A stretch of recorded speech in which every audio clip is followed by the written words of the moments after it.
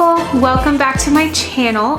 Today I'm excited because we are going to do another mega guide to try and help you navigate the world, this time the world of wigs. So last time I did this for toppers and it's going to be a very long video, so please strap in.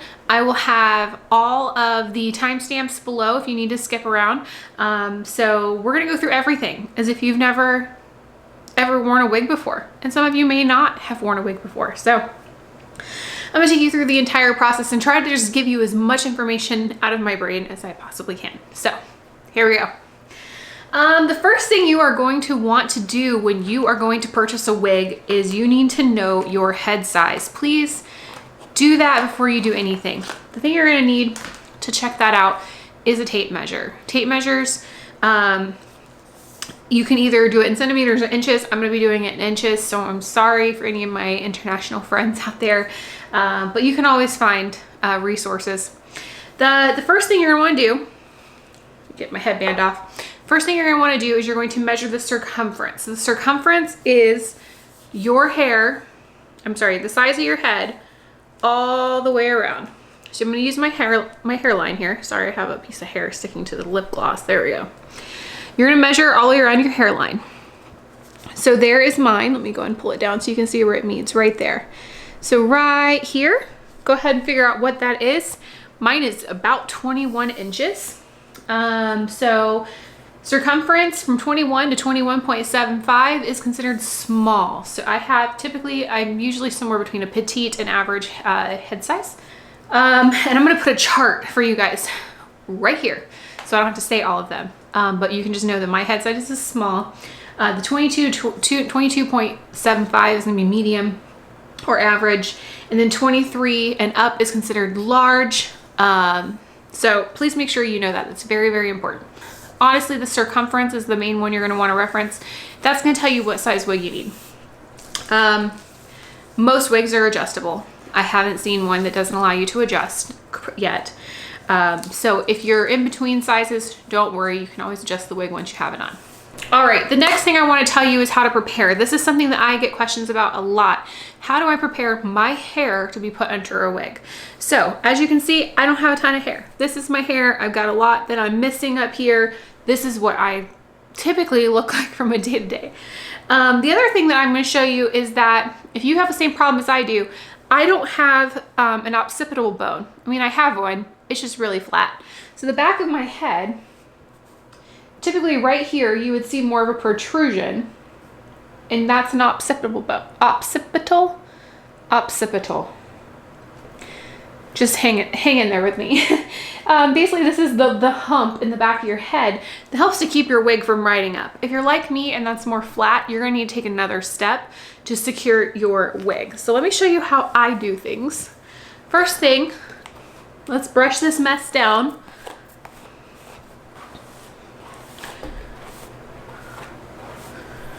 And I'm going to secure it with a small elastic like this.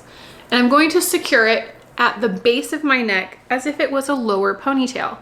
And then instead of turning it into a long ponytail like this, I'm going to turn it into more of a bun like this so that my hair is shorter. And then I'm going to pin that to the back of my head. Let me do that in front of you and you can see what it looks like.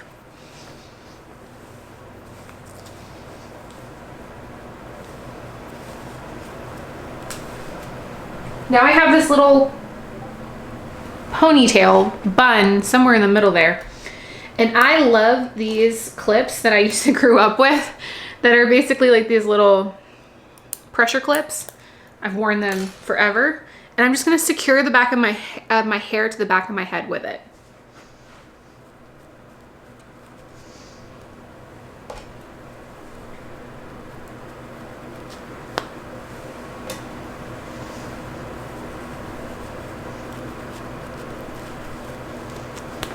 All right, it's not pretty, but it's there. It's up and it's relatively flat. Now the good thing is with this is that it allows you to make sure that your wig is not going to slip up in the back, because if you don't have an occipital bone like I do, if it's more flat, then this little ponytail right here, that's going to act like your occipital bone and it's going to stop your wig from moving up. So that is a very, very, very handy trick. If you've been putting your hair all on the top of your head and your wig's been slipping, that's probably why. Try pulling your ponytail down lower. Now, you may be asking, what if I don't have any hair? If you don't have any hair and you don't have a flat head, things are gonna be a little bit rough for you. I'm not gonna lie on that. You're definitely going to want to use some double-sided wig tape, preferably the red one by, put it up here, the red one by Walker is really good. That can be used, especially if you have silicone on your wig, which we'll talk about, can be used to literally adhere it to the back of your head as well. But if you do have hair, any amount of hair, putting it into this tiny little bun in the back of your neck, that is going to help you immensely. All right, the next thing we need to talk about, now that we've got our hair pulled back, typically at this point, you're going to put on a wig cap of some kind. Not everybody does this. Not everybody has to do this. I do it for a very big reason of that I do wig reviews, and some of my wigs, I don't keep them. I will pass those along at a deeper discount for people who need them. By doing that, I always wear a wig cap for hygienic reasons. Also, I feel that wearing a wig cap helps to control my hair, and I don't ever have to worry about any of my hair going through the cap and being seen. So I prefer to wear wig grip or wig cap. That being said, my particular wig cap that I use is by Wig Grip by Milano.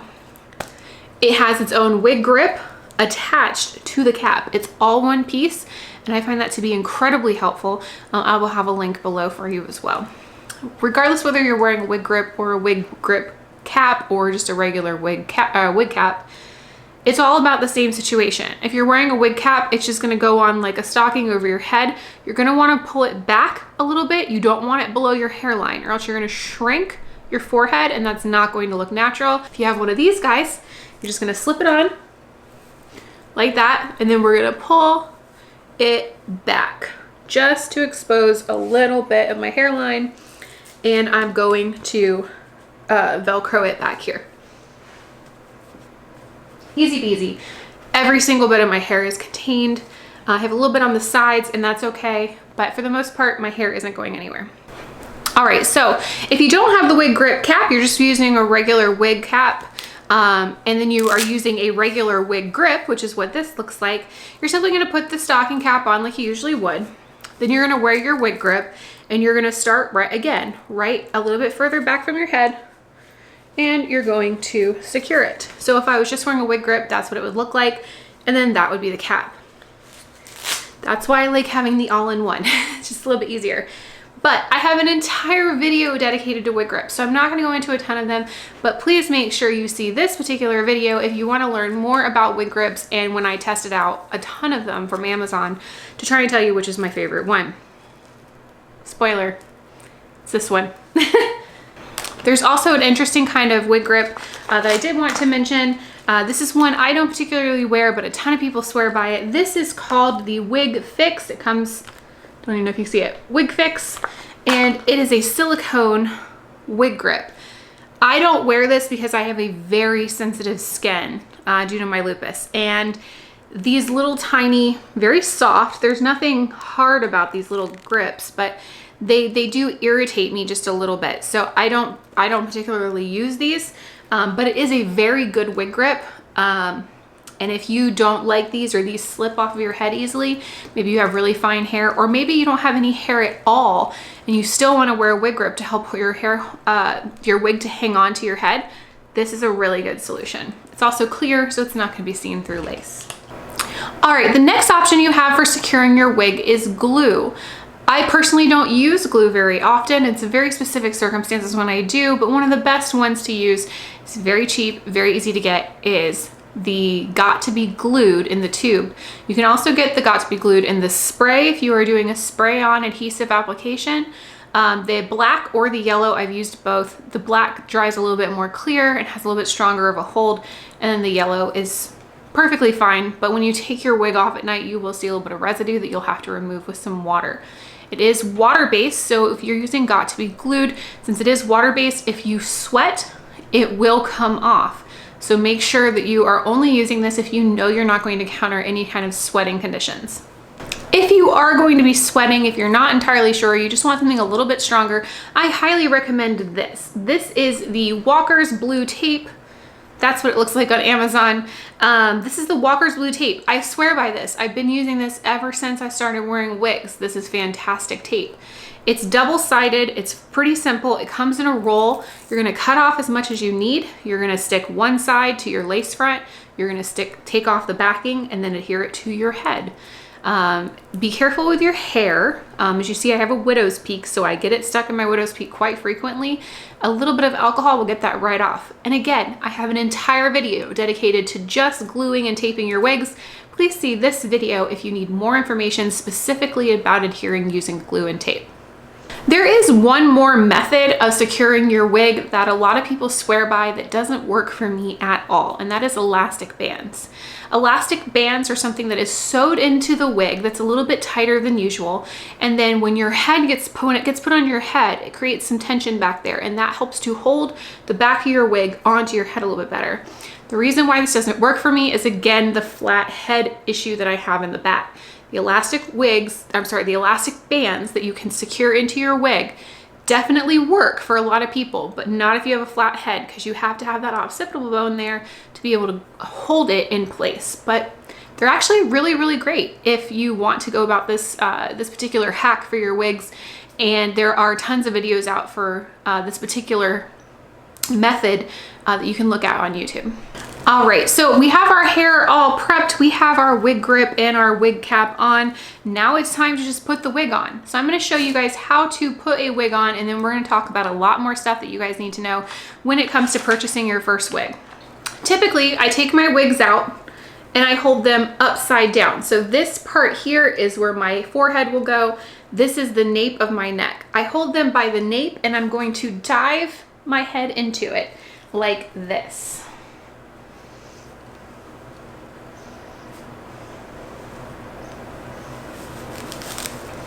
Pull it all the way back to your nape and then find your face. You're going to want to adjust your wigs using the ear tabs. I recommend you not pulling on the wig itself. That can actually damage the knots and make it so that it doesn't really, it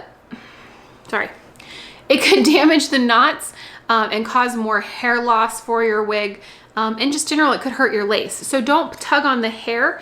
These are ear tabs, and we'll talk more about them, but you can grab them by the ear tabs and you can adjust it right where you want it. So that's right on top of my widow's peak there. I'm pulling the ear tabs down, and there you go. If you're using a synthetic wig, typically the style is already going to be set into the wig, and there's really not that much you have to do to it besides give it a quick little comb or a little brush out with your hands, and then you are all set. All right, now that I have hair on again and my makeup looks a little bit more appropriate for this style now, we can proceed. So I want to talk to you about the difference between a fashion wig and a medical wig. What I'm wearing here is kind of a happy medium of both.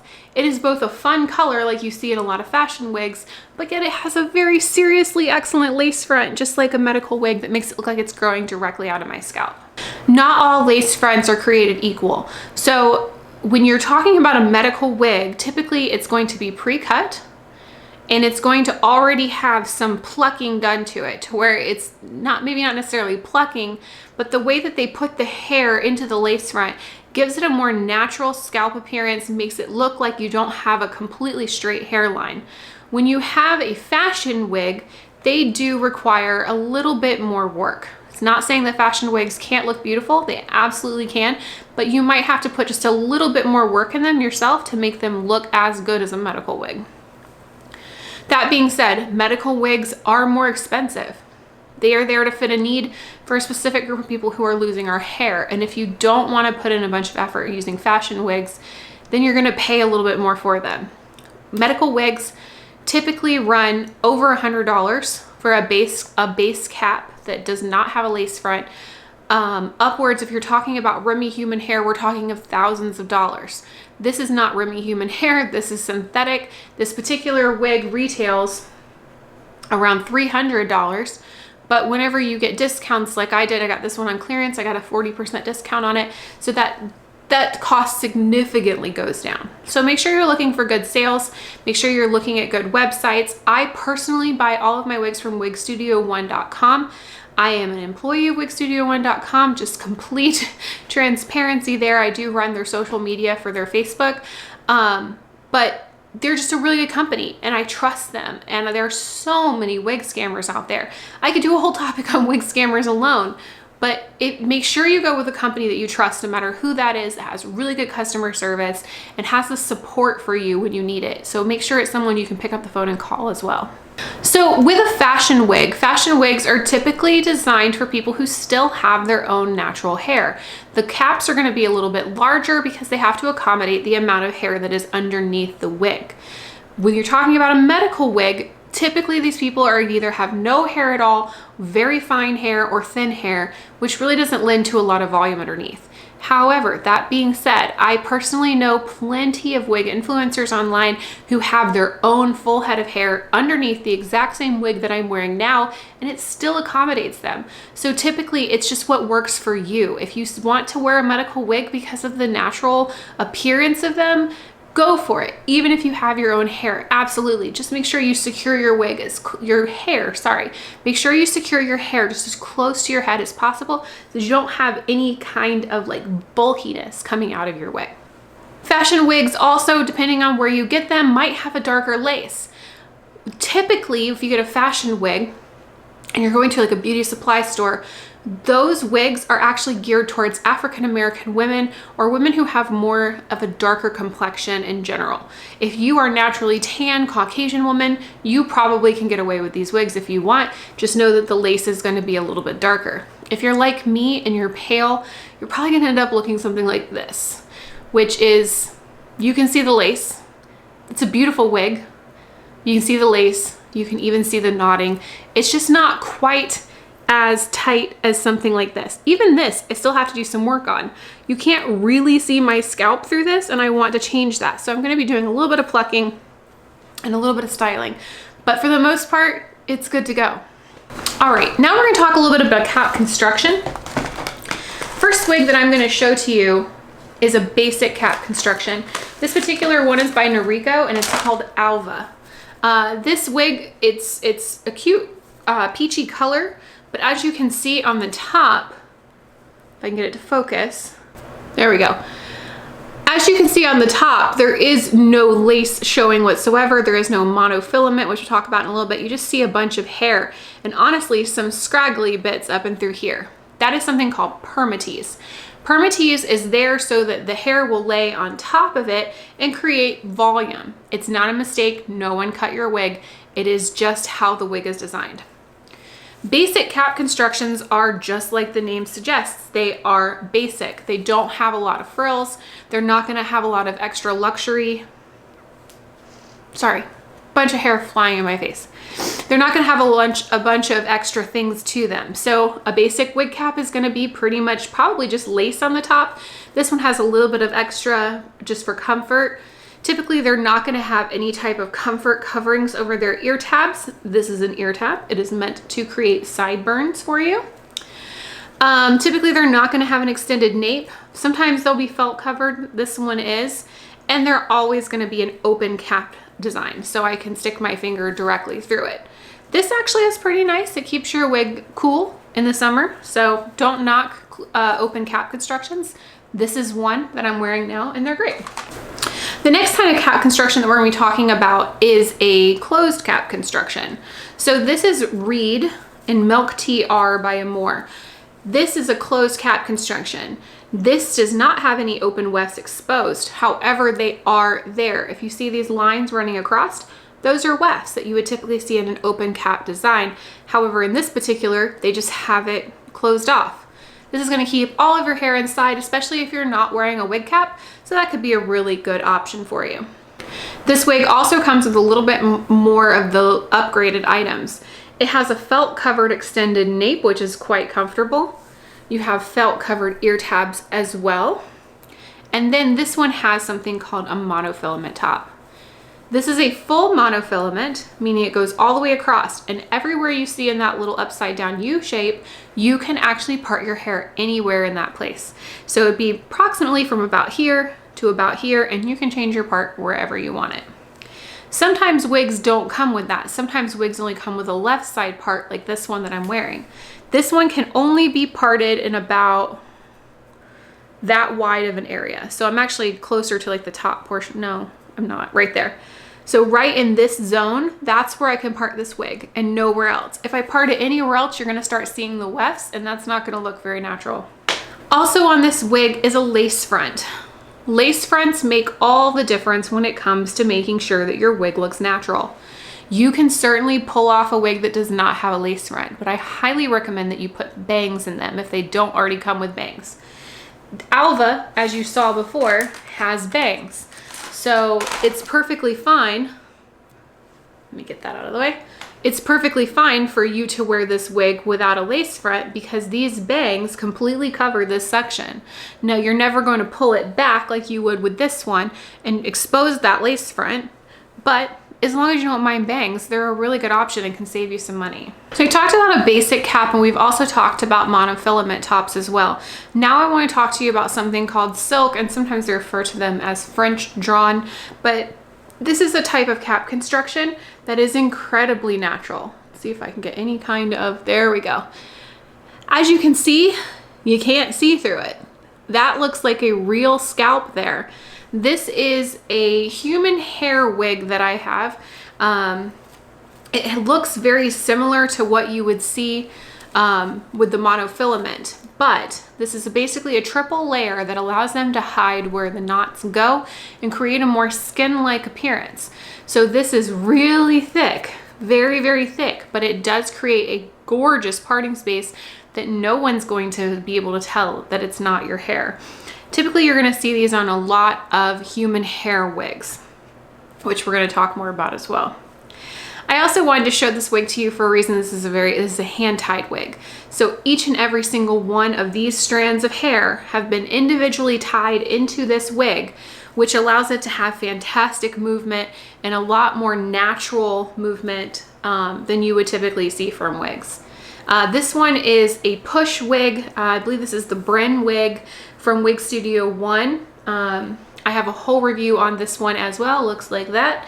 If you want to take a look at this wig, I did have bangs cut into it just to be able to slap it on, but it's a great wig. And we're going to talk more about this in a second when we talk about the different types of fibers. All right, now I want to go ahead and talk to you about the different types of fibers that your wigs can come in. Your wig can be anything from a regular synthetic fiber, which is a type of plastic, to something like this, which is a heat-friendly synthetic fiber, to a human hair wig, or even a human hair blend. There are human hair blends where they take a little bit of synthetic and a little bit of human hair, and they put those together so that you can have the best of both worlds. If you have a fully synthetic piece, do not put heat on that. That's plastic, it's going to melt, don't do it. If you're cooking, make sure you keep your wig secured away from your face, something like this, so it's not going to burn. If you open up an oven, open your oven and step back.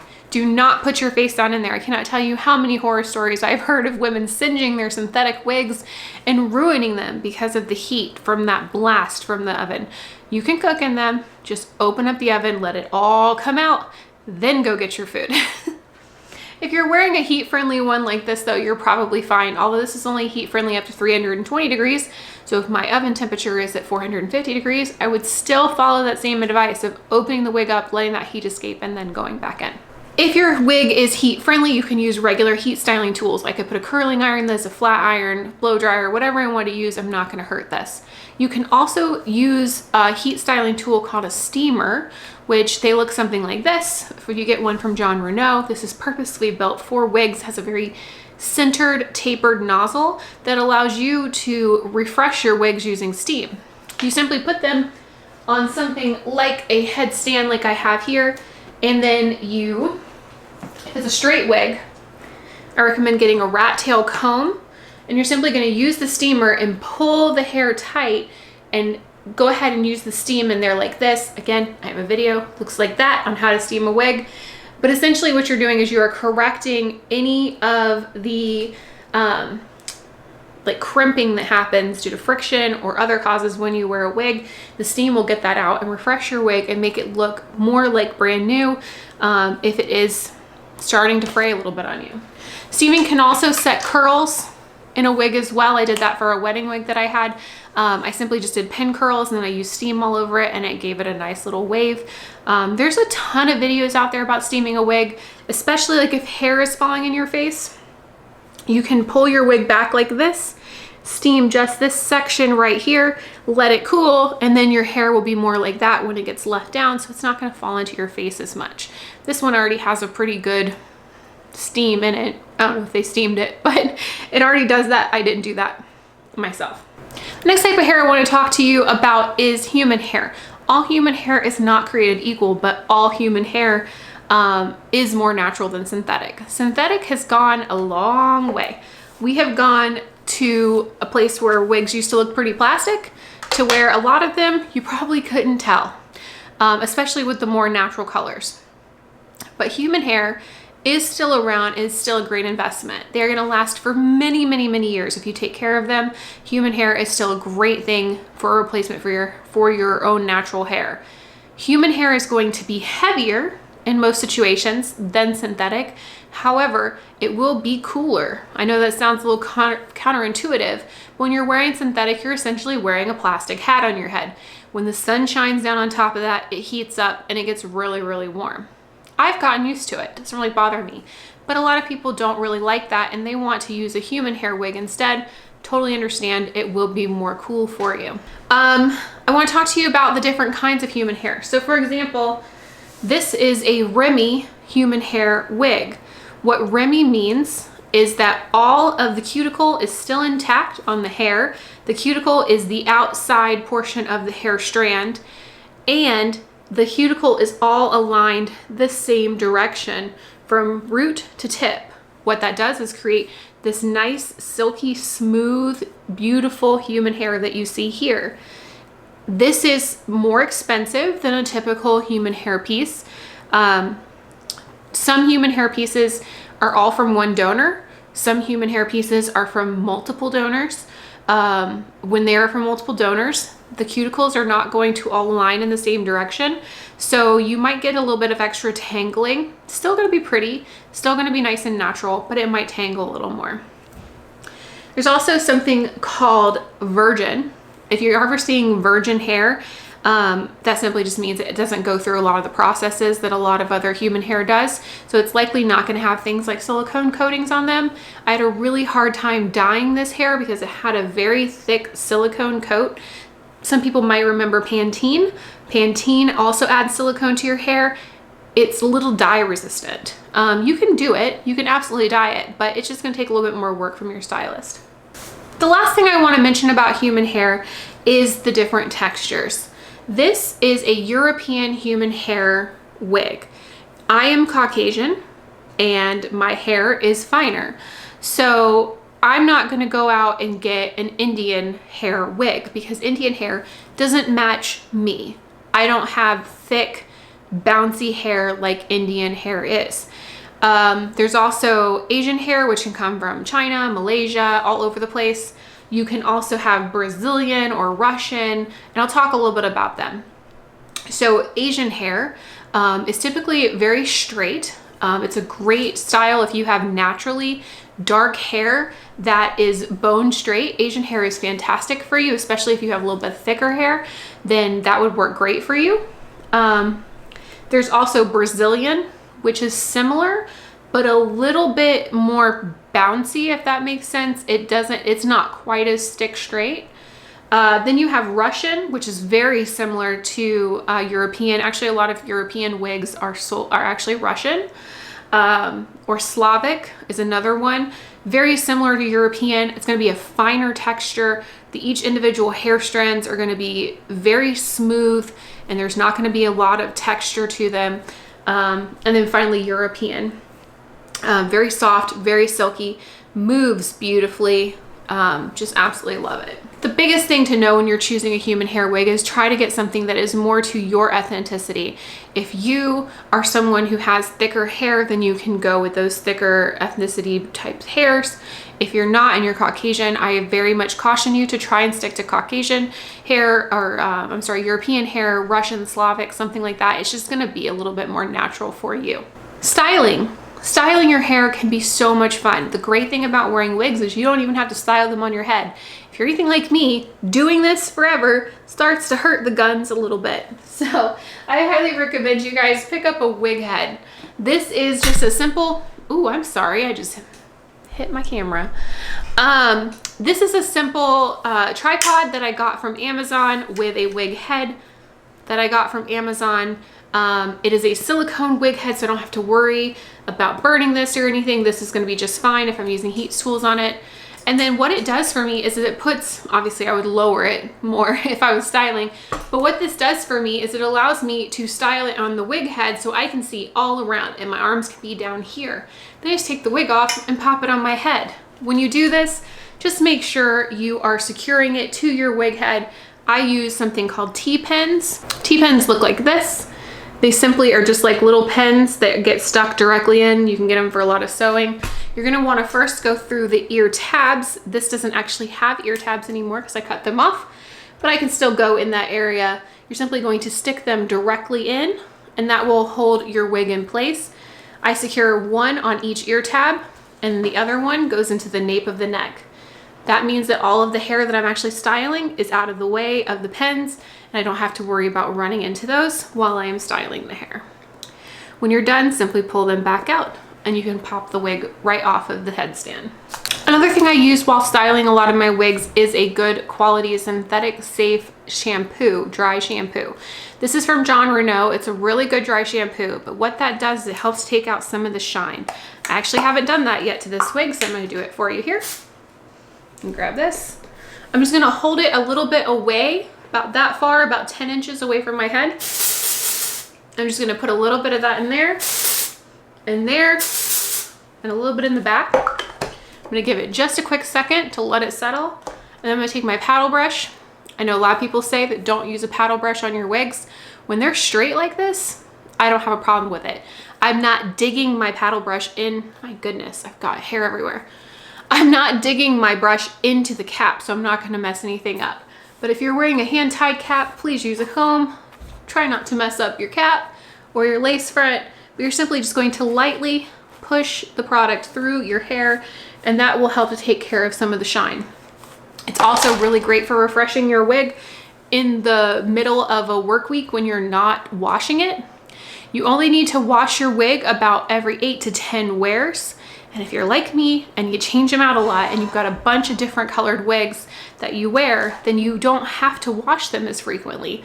I'm only gonna wash this one probably 6 months from now because I'm not gonna wear it as much when I have everything else to wear too. So if you have the ability to get a lot of different wigs or just a couple of them, you can really extend the life of your wigs by not wearing the same wig every single day. We already talked a little bit about heat styling tools. Also, another thing I want you to make sure that you have is a wide toothed comb. A lot of Jon Renau wigs come with combs already. They look like this if you're getting Jon Renau, but you don't have to get one of these. Don't buy this. This is way too expensive. Don't buy it.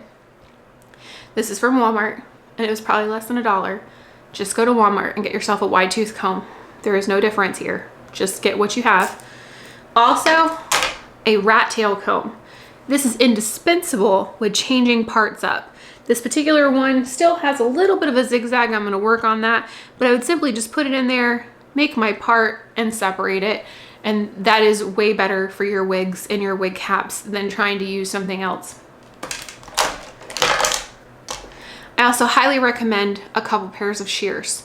These are just cheap shears that I got from Sally's. There's really nothing great about them, but if you're a hairstylist, which you probably already know this, so I'm probably preaching to the choir there, you don't want to use the same shears for human hair as you do for synthetic hair because synthetic hair will dull your shears. So if you are cutting hair a lot, don't use your good shears on synthetic hair. Just get a pair of cheapy ones from Sally's and you'll be perfectly fine.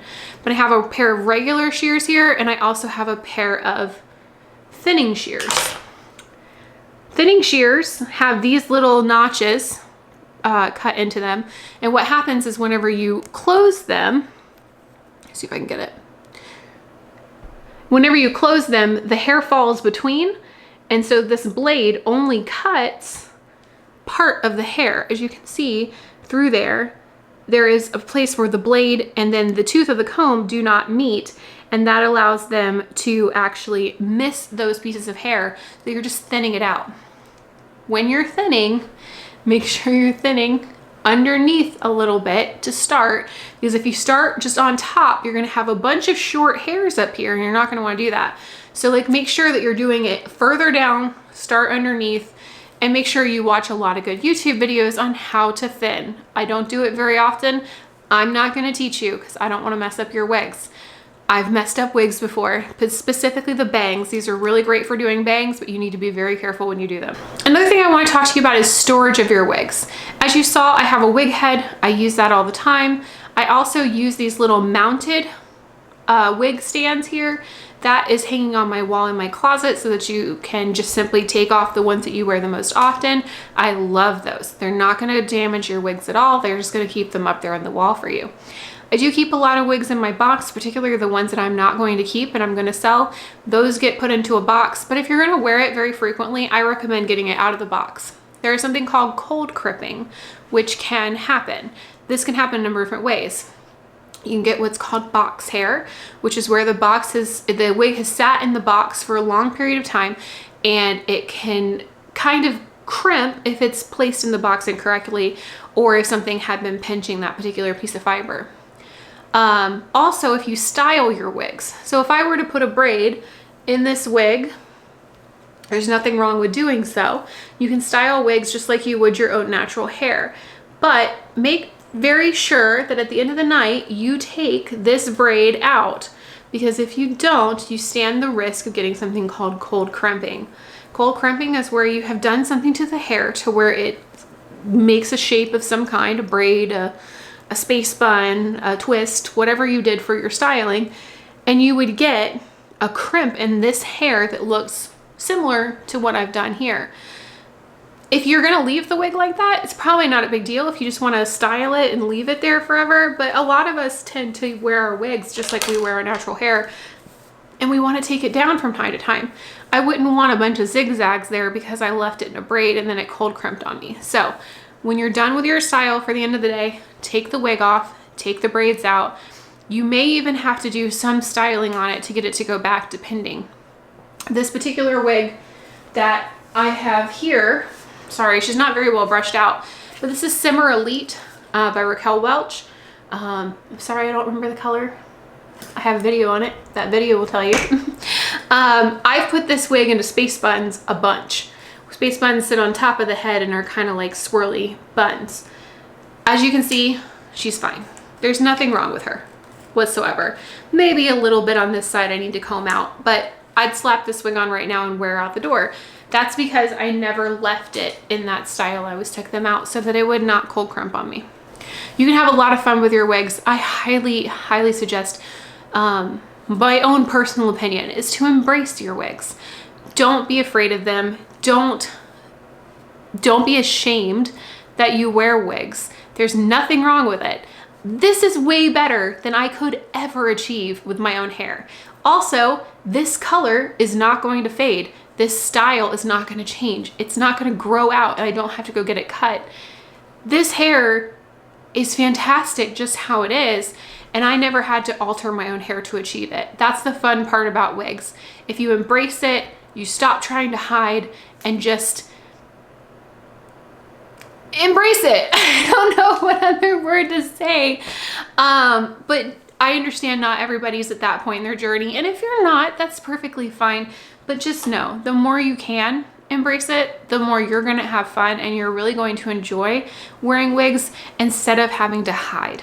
So I know that's not really part of the wig guide, but it's just my own advice that I try to tell as many people as possible. A really good way of doing this, if you are someone who is not willing to change your hair color, your style, your length often, so where the people understand you are wigs, I suggest you get some sister wigs. This will be a really great way for you to extend the life of your wigs. Sister wigs are wigs that look very similar. The only difference is the style. So for example, this is Summer Elite and it's nice and wavy, but it's almost the same length as what I'm wearing now. Pretend that this wig was in this same color. You would probably think I just curled my hair. I mean, obviously one's purplish blue and one's blonde, but if they were the same color, you might think that I just did a little bit of curl in my hair. So that's a really good way for you to do it. And then you can go back and forth. You can also have different types of curls. Some are more ringlet, some are more like that, which are more of a beachy wave, and then some are straight like this. But as long as you keep up the approximate length, color, and layers, trust me, people aren't gonna know. They simply just don't look that close. You are gonna be your own worst critic. You are the one who knows it's a wig. You are the one who's gonna sit here and scrutinize that your freaking widow's peak is out. That's okay. Tape it down. It's not gonna go anywhere if you tape it. You're the only one that knows this is a wig. I promise. I promise. Nobody is looking that close to you. And, ooh, hi, can you focus? There we go. And I also promise you, and my heart goes out to you, anyone who's trying to make you feel bad for wearing wigs, don't let them. Don't let them. And I know it's hard, but they're jealous. They're jealous that they don't have the cool hair that you have. I really hope that every single person can get to a point where you accept where you are and you realize just how freaking beautiful you are and have fun. Have fun with it. I know this was a little long and rambly. Measure, wear a wig grip. Wig grips are great. This is going nowhere. There's no glue on this. Like I could go out. I'm not worried about the wind taking my wig off. The wig grip's got me. My hair is underneath the cap. No one's gonna know if I go right now out to the store. I probably would get a lot of compliments on the color. That's usually what happens. Usually I get a ton of compliments about my hair. And instead of just saying thank you, like thanks, it's a wig. Then it opens up a dialogue and a conversation. Sometimes they don't believe me and I'll be like, boop. But it's fun. I've met a lot of new people. I've helped people who were afraid and didn't think that that was something they could do, and now they realize that they can. So take care of yourself. Open yourself up to things that you might not have ever thought you could do before. I promise you, you've got this. And if you have any questions, if I missed anything, please put them in the comments below. I absolutely will respond. And I really hope this helped. I hope this helped. If you guys have any other suggestions, please just let me know. If you're still here, I really appreciate it if you hit that subscribe button. That'll let you know anytime that I've posted new content, stuff like this. So, all right. Until next time, bye-bye, beautiful.